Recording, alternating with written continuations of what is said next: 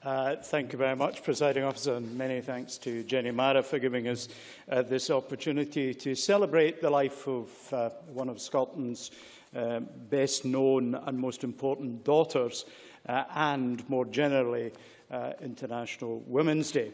There are not many Victorian lassies born in Aberdeenshire and brought up in the slums of Aberdeen and Dundee who earn a state funeral at the other end of their lives, end up as a member of the Order of St John and as a magistrate. And that in Victorian times, when that was pretty much an exceptional thing to be. And as we heard, the Clydesdale Bank put her on one of their banknotes. I speak, of course, with a special interest that her alcoholic father came from Buchan in my constituency. So we're all going to claim our own little connections because there's nothing so nice as the reflected glory of a true hero. Maureen Watt held an event here in 2007 to celebrate the life of Mary Slessor. Many members signed a motion about that at that time. So it's very good to come back to this on the anniversary of her death. And of course, her life was not easy.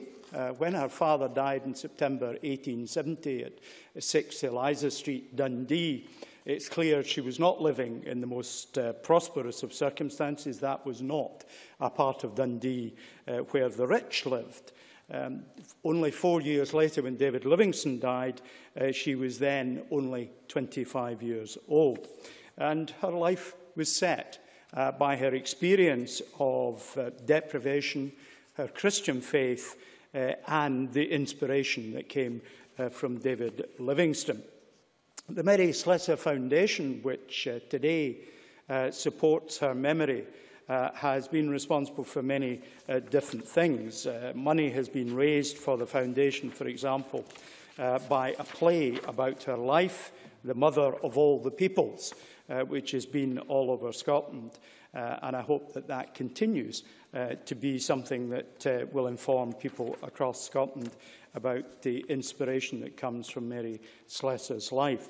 I'm very pleased to hear that a commemorative standing stone and plaque now stands in front of Dundee Steeple Church. I think there had been previous plans, which I'm not sure came to fruition, to have a memorial in Dundee. But she spent most of her life in Dundee, and it probably formed more of a life than perhaps the North. So it's important that they played that role in celebrating her life.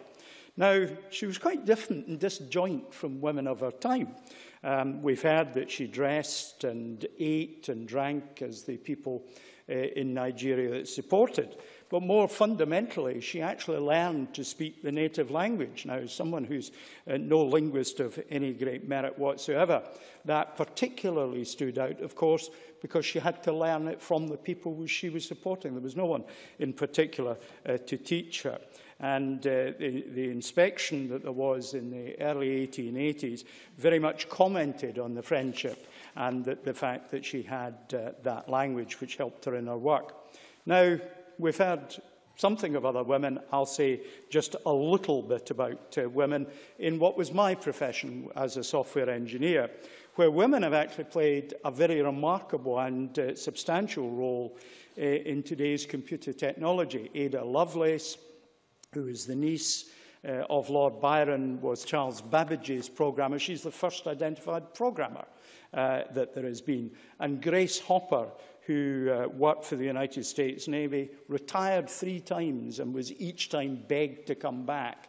And when she finally retired, made by the President as a Rear Admiral in the Navy, she was 80 years old and then left and went to work for the remainder of her life with a computer company. And she was responsible for what we talk about as bugs in programs, because she was actually the person who coined that phrase.